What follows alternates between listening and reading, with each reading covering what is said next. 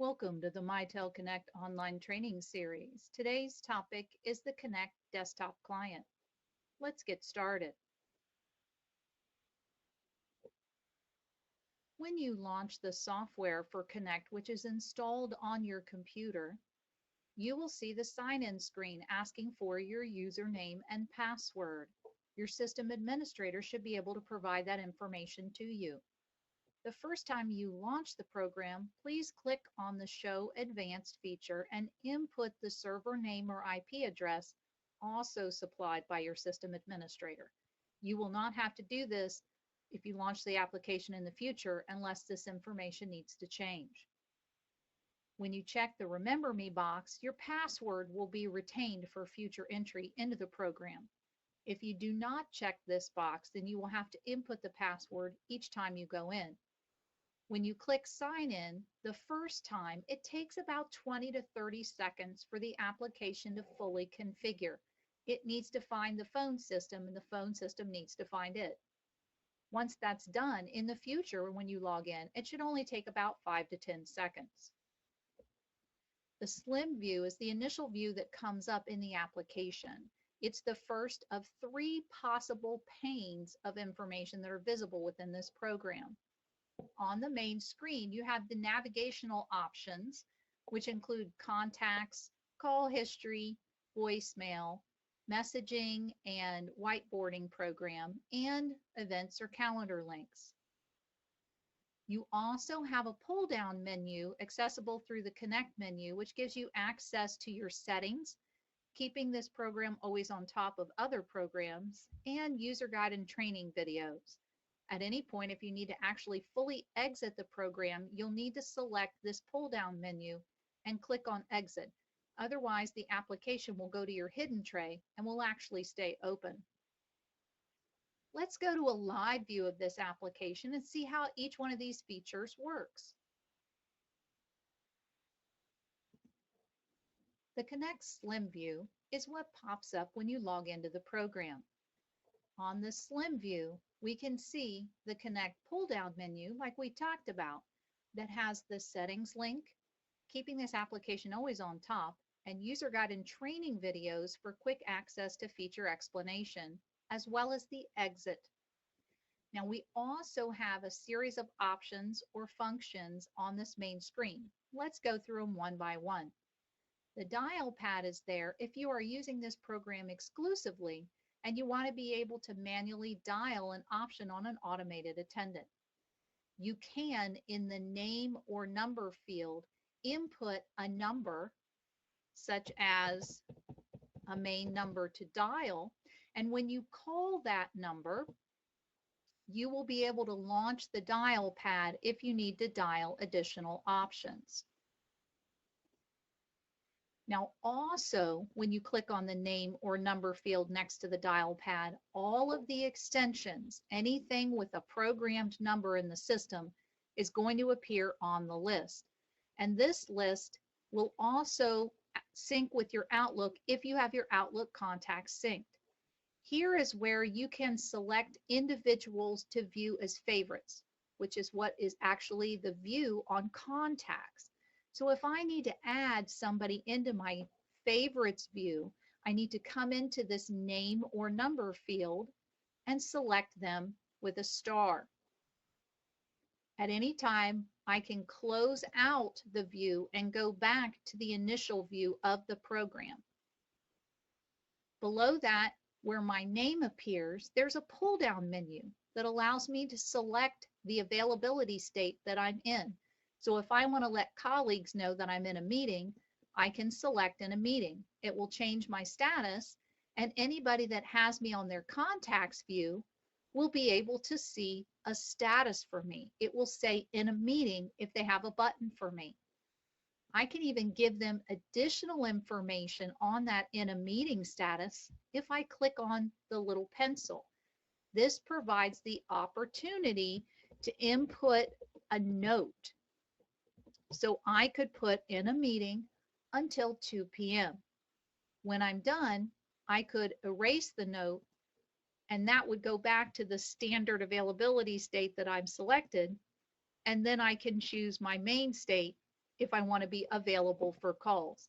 So as an example, when we're looking at a contact, here is demo 1 on our system, and demo 1 is available for calls. Chris is an outside number, so she is listed as unknown because we can't see her availability state. Now, next to our name is a soft phone or phone setting option. When I click on that, this allows me to go either to my settings, which again was available from this pull down menu. So I can do that either way to get to my settings. I can also choose how my phone is assigned. I can choose to make calls ring exclusively to my desk phone. I can choose the soft phone, which means the computer or device that I'm at becomes my phone, or I can choose external assignment number and turn my cell phone into the audio path for my phone calls. So depending on which path I choose, that's where my calls will be routed. If I have access to a conference, that information is listed below, and I can jump into that conference by clicking the dial button. If I want to have screen sharing so I can show people what's on my screen during a conference call, I can also join screen share. Please see a separate training to use this conference bridge. Now, in addition to using the X that we saw in the name and number field, we can use this line to close that visible pane and go back to the previous view. On the contacts icon, this shows us those favorites that we have selected. So those individuals that are selected as favorites are the ones that are visible on our favorites list. If we want to group individuals, we can create groups. So here I have created the sales team, and I have put the individuals associated with the sales team on my group. I can create a new group or contact at any time by clicking on the plus and adding an individual contact or a group.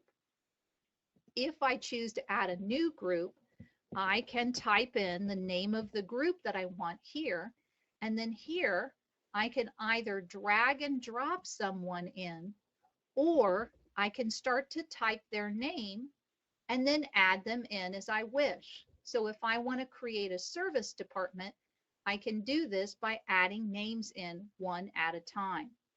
Once I hit the create, that will be added to my group list. Now watch this. I can shrink my groups down so that I don't have to see the entire list on my groups view, and expand it only if I want to see the entire list. I can also click on this icon if I want to go back and start a chat with the group, if I want to see the individual members, or if I need to edit that group. So I can go back at any time to a group that's been created, and I can add someone into that group simply by typing onto the field where the others already are. Now, at any point, I can close this. Notice how it prompts me, hey, you made changes. Do you want to discard? Yes, I do. I want to leave my sales team the way that it is. Now, I can also change the view on the screen. This is pretty handy if you have more favorites than you have room on the screen to see. You can change it to compact view, and now I can fly over and get information about that particular extension, but I don't see all of the information on that extension on the screen. Not only that, but I can change the sort order. So if I want to be sorted by first name instead of last name, I can choose that order. I can also sort by availability, who I contacted last. This is really handy if I'm using the view so that I can see who I transferred the last phone call to. If I'm keeping track of who should get the next call, this is helpful for me. Now, if I have a person on my favorites view, and I'm going to expand this out so it's a little easier to see for transferring. If I have this person on my favorites view and I get a phone call and I want to transfer it to them, I can do that one of two ways. So the first thing that I can do when I receive an incoming call is I can, of course, the first thing would be to answer the phone call, right? So when a call rings in, we see that pop up. We also see a little pop up on our screen, and we can hit the answer button. Now we are actively speaking to a caller. I'm going to put myself on mute so that I don't hear myself echoing during this training. While I am talking to a caller, I can click on the call to get what we call an info card. This info card gives me all kinds of options for what's available to do with that phone call. I can transfer that call from this slim view. I can put them on hold, or I can hang up the call. If I want more options, I can click on this call to get the info card like I did, so that I see more call choices. Now, if I want to do a fast transfer to someone, I can left click, drag, and drop that call over their name. I can even choose a blind transfer or a park. If I want to put that call on hold on their phone, that's what park is. If I want to transfer to them blindly, then I'm going to hit blind transfer. And now you can see the call has disappeared. Now, if I want to go back and look at that call history, by the way, I can click on recent calls, and I can see my incoming phone calls, my outgoing phone calls, and if I have any missed phone calls, there'll be a little bounced check mark. Let's scroll down through our history and see if we see any missed phone calls. We do not. Now, I can also shorten that missed call view to see just those missed calls with the bounce check mark. I can also go back to the all call history, or I can search by dialing an extension or a name. Now, in this view, I want you to note at any time you can export this call data. If you would like to keep track of your incoming and outgoing calls, or you do any kind of reporting, you can export that call data and create a CSV or an Excel spreadsheet where you can keep track of all of those calls. If I click on, and this is very important, single click on one of these entries, it's going to give me the information card about that number, and it's going to show me all of my shared calls. So here are incoming calls from that number, and here's outgoing calls I made to that number. If there are any voicemails from that number, it's going to show me that link. And if I have any information about that number, it's going to be under the info view. Now, I can at any time press this dial button and dial that number. I can also go here if I have to use account code and call with account code. Let's go ahead and have another incoming call, and we're going to use our info card on that incoming call. So when the call rings into us, we're going to accept the call. So we click on accept, and now we have an active call. Since it was me, again, calling, it's going to be the same info card, but let's pretend that we didn't have that open. And again, I'm going to hit the mute so we don't hear me in stereo. If I want to see the info card, I'm going to click on that active call, not on one of the icons, but on one of the empty areas here, and that will bring up my info card. Now you can see that I have a mute, unmute key. I also have video camera if that feature is allowed on your system, so I can have a video call with someone. I can share my screen with this individual if I wish. Again, I'm going to use a video call or a screen sharing program with an internal party. If recording is activated, I can start a recording now, and it will turn into a voicemail that I can manage like voicemails later on. If I want to add a participant into the call, I can click on add participant, and I can type either an outside number, or I can pick an individual extension to conference. When I've clicked on the add participant and I've input the number, I can go ahead and conference that in, or I can consult with this other number and see if they're available. You can see that this screen gives me prompts as we go along for what options are available. Now, it's very important to note, while I'm doing this step of adding a participant, the caller can hear me the whole time. At any point, I can cancel this add participant if I wish, but I'm still talking to the caller. It's not like when you're on a phone and you hit the transfer key and the call's immediately on hold. Anything I do on this info card, I'm still connected to the caller until I finish the process. So if I were to hit this transfer key, which is next to the add participant, when I select transfer, it's going to give me an entry field of who that call should go to. I can type a name or I can type an extension number. I want to use this as an example just to show you. See how this shows our extension? We are demo 3. And see how the orange button is lit up? This is an indication when you have a contact that that person is on the phone. So if I'm typing the name in here in the transfer field, I can easily see if they're on the phone. If I select my person to transfer it to, again, I'm still actively talking to the caller, but now I can choose what's going to happen next. Do I want to do a transfer where I'm not participating? It's just immediately going to the recipient.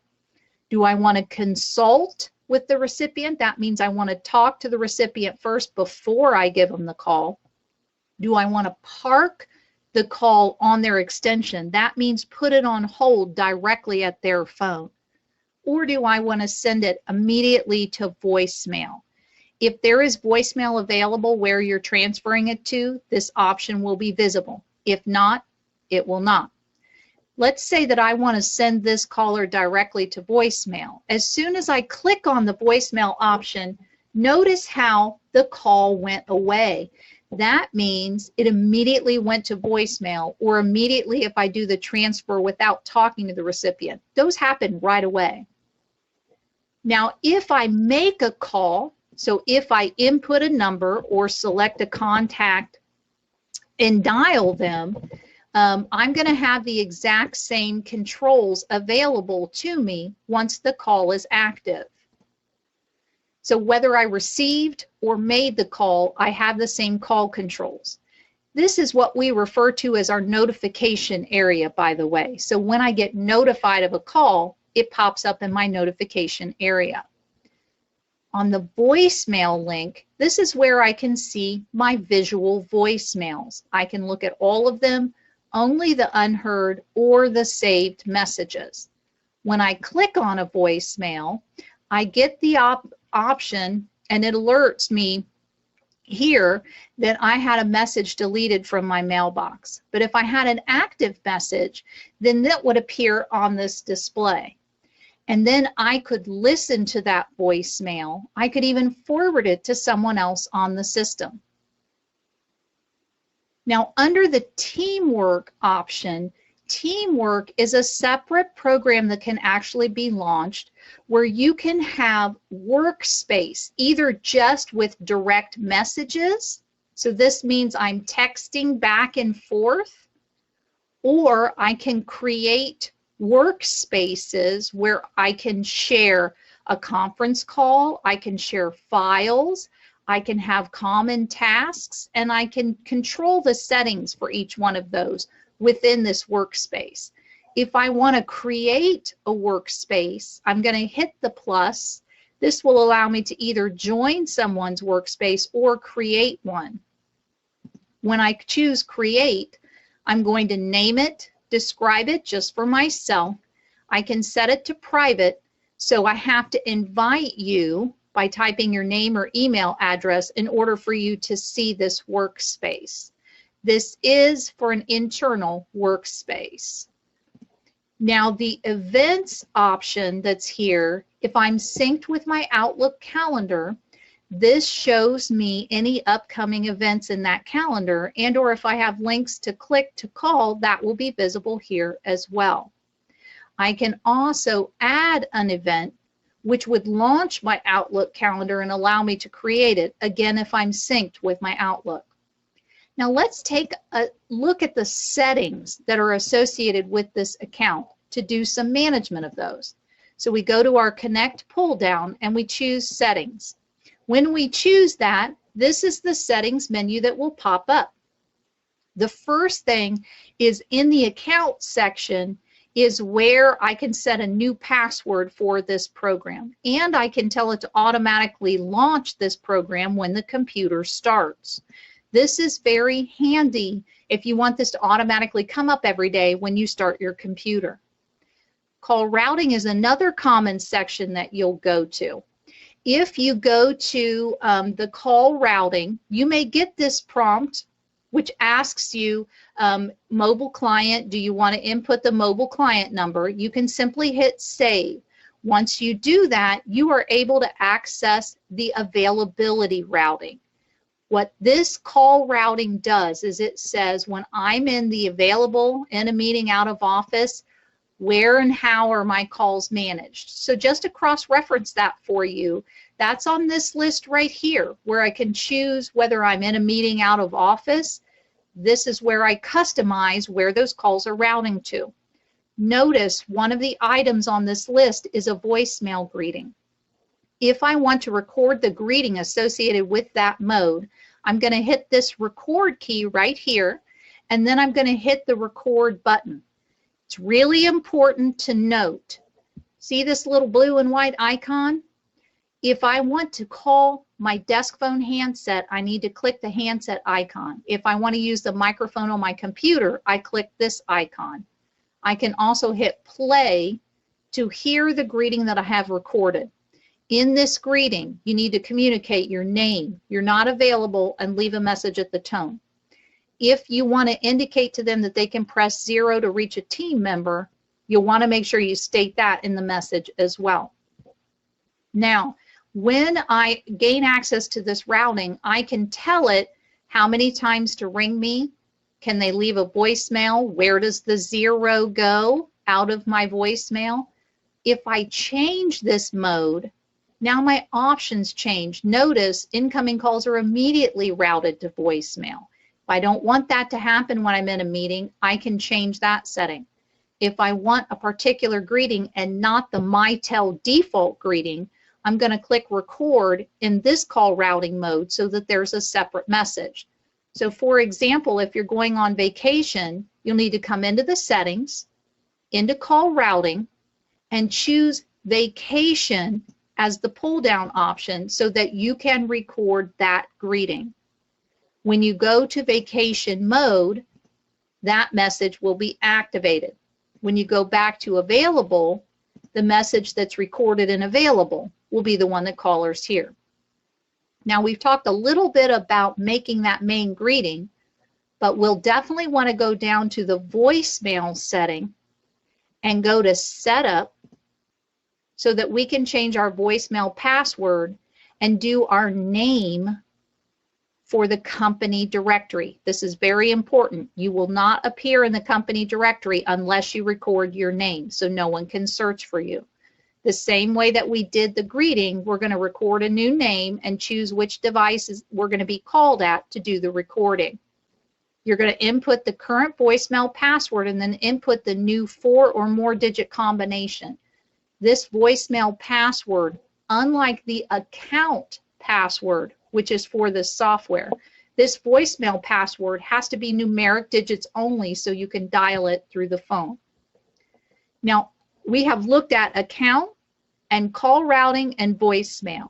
I just want to take a moment to point out under Outlook, you can sync your calendar and your contacts, and you can tell it not to open Outlook when you're adding a new contact. You can also choose to enable searching in public Exchange folders or choose the folders that you want your Outlook contacts to be pulled from if you want only a specific list. You may also want to check notifications to see if you want to send voicemail to an email and when sounds are played and when pop-ups come on the screen. If the pop-ups bug you, then come in here to the pop-up section and uncheck those boxes. At any time, You can do the pull down and exit, because keep in mind, if I minimize or hit the X, I'm either minimizing to the bottom of the screen or I'm hitting the X to put it in the hidden tray. I've got to do an actual exit to close the program.